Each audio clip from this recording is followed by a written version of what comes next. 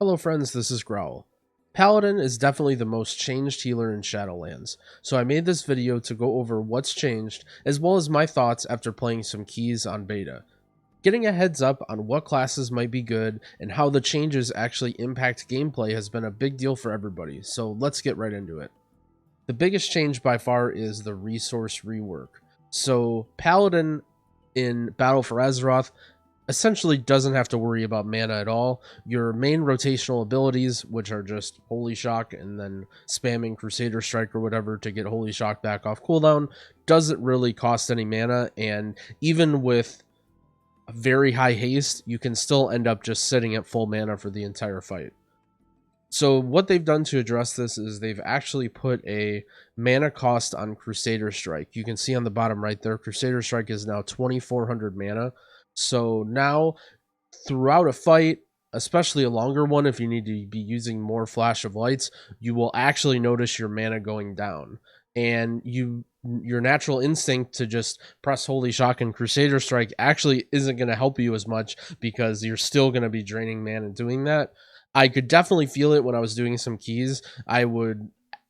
Normally, I don't even look at my mana when I play Holy Paladin. I'll be honest, you can see my UI. I don't even have a mana bar in the middle of my screen just because I never had to look at it for months. But now it's something that I actually have to pay attention to. It's not a super big deal. It's not like you're a mana hog or anything where you're running out of mana the whole fight, but it is something that you now have to consider.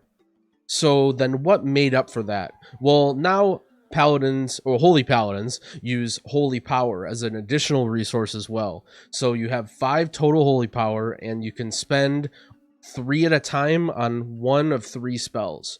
So the first spell is Light of Dawn. You're definitely familiar with that spell. Light of Dawn now costs holy power. I think I don't want to call it a nerf. However, I think the other options on that you can spend your holy power on are better, and I didn't find myself using it on Light of Dawn that much. I could see maybe in a raid scenario where you're always getting good benefit on 5 different allies, but in Mythic Plus, I wasn't really using this spell at all. So the other option for healing is Word of Glory. It heals for 3,300 right now on my character. So to put that into perspective, Holy Shock is healing for 1,500 and Flash of Light is healing for 1,800. So Word of Glory healing for 3,300 is a huge amount, and this is like a very powerful single target heal. This spell felt really good to use when I started to fall behind in healing, especially when I didn't have wings up. I was able to still push health bars up. I feel like Holy Paladins got stronger in terms of single target healing. They definitely don't match other healers that are as good at it. However, that was a weakness in the past before, and now I think it's gotten considerably better. And the last holy power spender is Shield of the Righteous. Slams the ground in front of you, doing damage and giving you armor for a little bit of time. So to put that into perspective, so Judgment right now is doing 1,800 and Crusader Strike is doing 800. And Shield of the Righteous does 500. It does hit all enemies in front of you, so it's a pretty small amount of damage. This is essentially just a dump for your extra holy power. If you are about to cap and you don't have anything else to use it on, you can use it on Shield of the Righteous. So the one cool thing about Shield of the Righteous, though, is that it's not on the global cooldown. So let's say you're in Wings, you're just going back and forth between Holy Shock and Crusader Strike. You don't even need to spend globals to spend your holy power. You can simply just be in the middle of mobs or next to a boss, just slamming Shield of the Righteous, and it's going to give you a little bit of an armor and damage boost. This spell also felt pretty good. It might seem a little underwhelming, but if you look at my damage at the end of the dungeon here, this is one of my first. I'm still getting used to playing Holy Paladin on beta, but it was doing about 12% of my damage, which is, and again, I probably wasn't using it to the best of its abilities. So to me, it actually felt like a pretty good spell to use. And especially during Wings, that's when I noticed it the most. Maybe I'm still learning how exactly you weave holy power and normal mana when you're casting, but it felt really good to press during Wings because you're essentially just holy shocking and Crusader striking, and you don't really have time to use other globals or want to, so you can just spend all your holy power on Shield of the Righteous during your Wings. And I guess one thing I forgot to mention is how you generate holy power. So holy power is generated through your basic rotational abilities. Holy Shock generates one holy power. Crusader Strike generates one holy power, as well as using Flash of Light or Holy Light on your beacon target.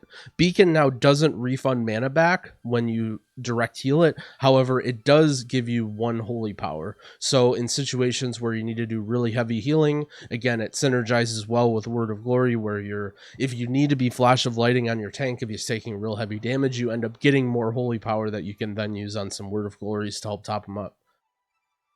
I felt holy power was really good. It felt fun to play with. It seems like a very, very simple resource. There's only 3 options, and its cap is only 5. However, I felt like I was having a lot of fun when playing, deciding how I wanted to use it. Do I want to just mash Shield of the Righteous the whole time to do damage? Do I want to just use Word of Glory to help catch up? Do I want to save it maybe in case I need to use something later? It felt good to use, and I actually enjoyed the holy power aspect of Paladin. It felt like a needed change to the rotation, and there's a lot more thinking involved instead of just spamming Holy Shock and trying to reset your Holy Shock.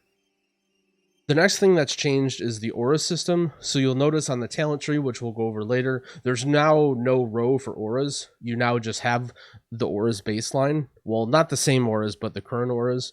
So you have devotion aura, which is going to be used most of the time, but you do have a couple nice utility auras that you might find use. Concentration aura, it stops interrupts and silence effects. Maybe this is useful on certain bosses, but I don't see this used very much in PvE. You have Crusader aura, which increases mounted speed by 20%, and you can actually you can switch auras while mounted, so you don't need to worry about, oh, I mounted and then I forgot to aura and then get dismounted. You can actually just press it while you're mounted, and if you're weaving back and forth between Devo and Crusader, you can save some time from your team in the dungeon. And the last one is Retribution Aura. When a party member dies, you get wings for 12 seconds. This one is interesting. I don't know if, I guess it would be, usually if my teammates are about to die, I'm trying to figure out a way to save them. But I guess if you have a really high presence of mind, you can realize that you can't do anything to save somebody, pop turn your Retro Aura on, get that proc, and then catch everyone else up. Maybe in Raid, this is something that could be more useful. Now that I'm thinking about it, it's probably something you'd end up using in Raid. When you know that one guy who just doesn't get out of the swirly is going to stand in it, you can just pop your red aura and get 100 parse. And the other skill that I wanted to mention, that's, I think it is, okay, it's Paladin baseline, is Hammer of Wrath. It is essentially like a second judgment. It's not quite as much damage. It's usable on enemies that are under 20% health or during wings. So this is kind of a replacement to the Azerite trait that gave you execute on your judgment in Battle for Azeroth. So it gives you a little bit more of an execute as a holy paladin. It gives you another button that you'll press. This also generates holy power as well. You don't get as many opportunities to use it, but it's still nice to use sometimes. So next I want to go over the covenants. The covenant that I chose is Night Fae. I think Night Fae will be used in Mythic Plus, probably. However, I did want to mention another covenant. It was I think it was Kyrian. Yeah, so the ability is called Divine Toll, and it's got a 1-minute cooldown. It does cost a considerable amount of mana, not a ton, but some, and it uses it instantly casts Holy Shock on 5 targets within 30 yards, which synergize with Glimmer is really, really cool, and I could see this being used. I think this is one of the highest throughput options. It's definitely higher throughput than the Night Fae Racial. So if you're just looking to do big dam, or especially if you're more focused on Raid, I think Divine Toll is a good option, because I think the other Kyrian ability is good for Raid too. However, I chose Night Fae because this ability looked really, really fun. So the Night Fae Covenant is called Blessing of the Seasons. You have 4 different blessings and they rotate. So you use winter, then it goes to spring, then you use spring and it goes to summer, etc. So the winter one is, it gives them essentially a frost enhancement on their weapon. It makes their attacks deal more damage and slow movement and attack speed. So this is a cool ability that you can use on your tank. You don't need to use it on yourself. And so now you can see it switches. Now you get Blessing of Spring. This increases healing done by 10% and healing received by 20%. So this is something that you would probably use on yourself, but you maybe could use on your tank. And, you know, especially if you have like a Demon Hunter or a Blood Decay that's going to be doing mostly self-healing and you want to focus on more damage, you can just throw it on them. This seems like a really, really fun spell because you're constantly thinking about what blessing do I have? Who should I use it on? Should I save it? Should I try and get to this one real quick? So this is, I think, the least interesting one. Blessing of Summer. It causes attacks to deal holy damage, so it doesn't really do much. You're essentially just using it on whoever, I believe attacks is only auto attacks or like attack skills, so you're using it on like melee DPS essentially. And the last one is the coolest one. It's the one that reduces your cooldown. So this one is Blessing of Autumn. It causes cooldowns to recover 50% faster. So you can use this on yourself to get your wings back. You can use it on your teammates if you want to get their big cooldowns back. This, I think, is the funnest part of the Night Fae Covenant ability. So I definitely could see this being used. If you don't end up needing to use the Shadow Meld or the Night Fae ability at all, you might end up wanting to use Kyrian instead, but I thought I would want to highlight both of those equally. The next thing I want to talk about is the Legendaries. This is probably my least favorite part so far. The Legendaries seemed kind of uninspiring and not too interesting. So the one that feels the best to me right now is Holy Shock. Protects the target with a shield of holy light, absorbing damage every 6 seconds. So it's, you know, essentially one that you're not really thinking much about. You're just sort of pressing Holy Shock a lot anyway, so you get a lot of benefit from it. But the other legendaries just didn't seem too exciting. This one gives Freedom, Sack, and Bop a cooldown reduction every time you spend Holy Power. Again, this one could be cool for specific scenarios, but I don't see this one used generally. This one gives you, essentially what it gives you is a damage and healing buff when you reach 5 Holy Power. You can essentially maintain 100% uptime on this if you're just constantly capping your Holy Power at 5, spending it, getting back to 5. You can do that pretty reasonably every 10 seconds, but a 6% increase, I don't know if it's quite strong enough to be used. It might be good. What other ones that were interesting? Judgment has a chance to reduce your next Holy Power spender. Again, it's okay, but not that interesting. Casting Wings or any Forbearance ability gives you Holy Power. Again, it's, you know, okay, but not super interesting. And again, there's not any Light of Dawn range increase, but I didn't really see using Light of Dawn that much. So nothing really super exciting for Paladin legendaries. Maybe there are some still in the works, or maybe there's some I'm missing, but I didn't see any that looked too exciting for me to play. I really didn't, you know, I feel like a legendary should sort of impact your rotation or gameplay in some way, and so it was a little disappointing for the legendary that I thought would be best to just be like, well, you know, you don't think about it at all. However, it's still a nice a nice item or power, whatever you want to call it, and hopefully they do end up adding more cool ones in the future. The last one I want to look at is the Conduit tree. So there wasn't a whole lot of options for you have to do stuff to unlock them on beta, and I didn't. So I think if you do play Night Fae, this is one that you'll choose. One thing I thought was really cool was not necessarily the Covenant tree or the Conduit tree, because we already kind of looked at that, but actually some of the Conduit powers. So some of the ones I've chosen, this one is one of the survivability conduits. This one gives you leech from your consecration, and when you're playing an M+, your consecration's almost always down. It's not going to matter too much on bosses, but I could see this being pretty cool on trash where you don't have to worry about yourself as much.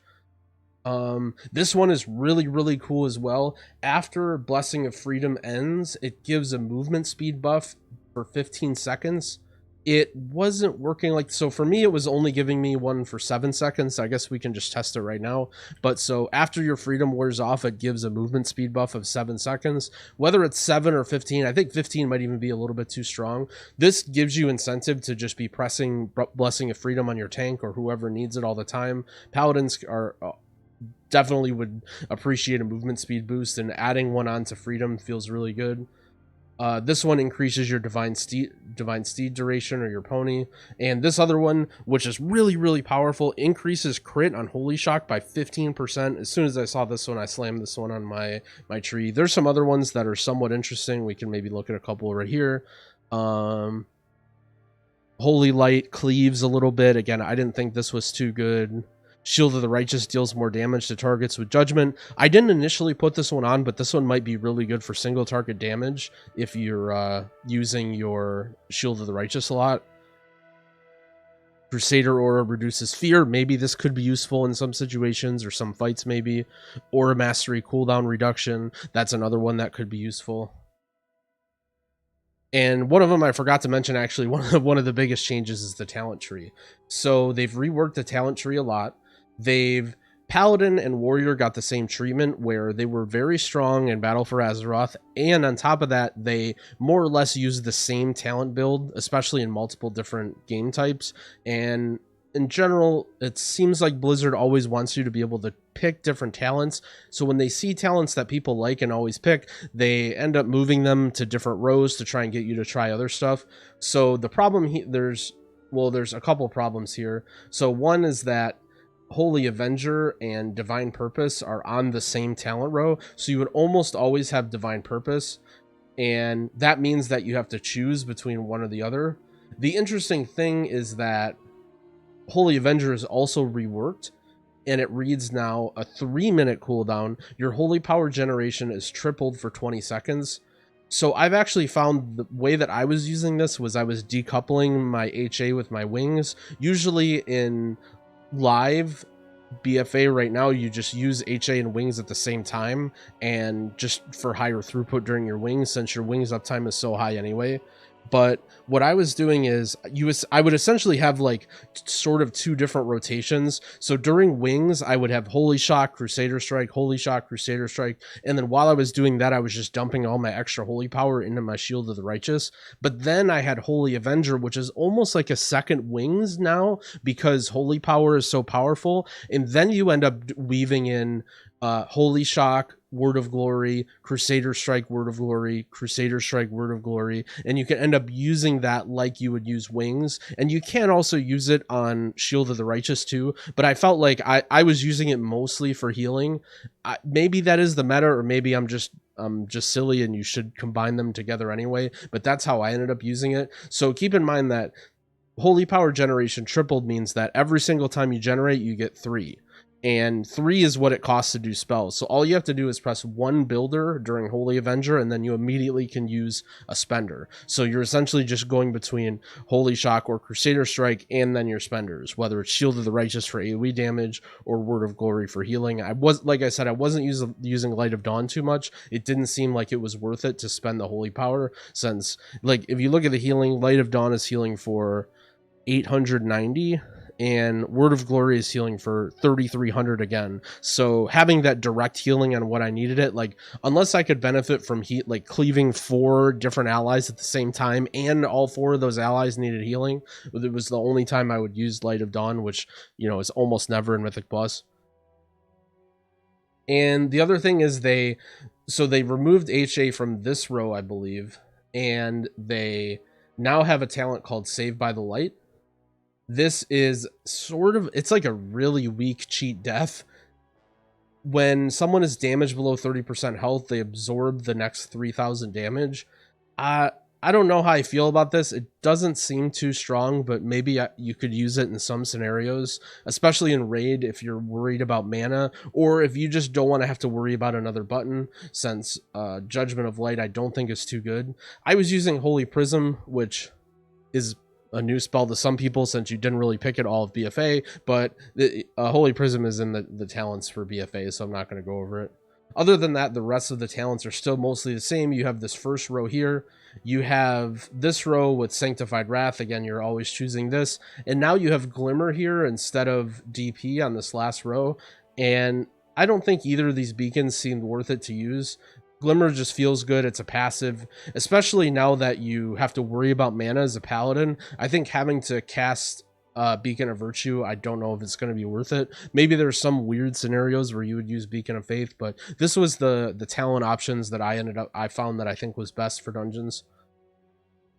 And that's it. That covers my thoughts and experiences for Paladin on the Shadowlands beta. Thanks for watching. I'd appreciate if you'd like this video. If you made it all the way through, at least give it a like to support my channel. And if you want to see more videos for the Shadowlands beta, I'd appreciate it if you subscribed as well. I'll be making stuff all the way through beta, as well as tons of high-level Mythic Plus content for BFA and for Shadowlands once it comes out. Thanks again for watching, and happy keying.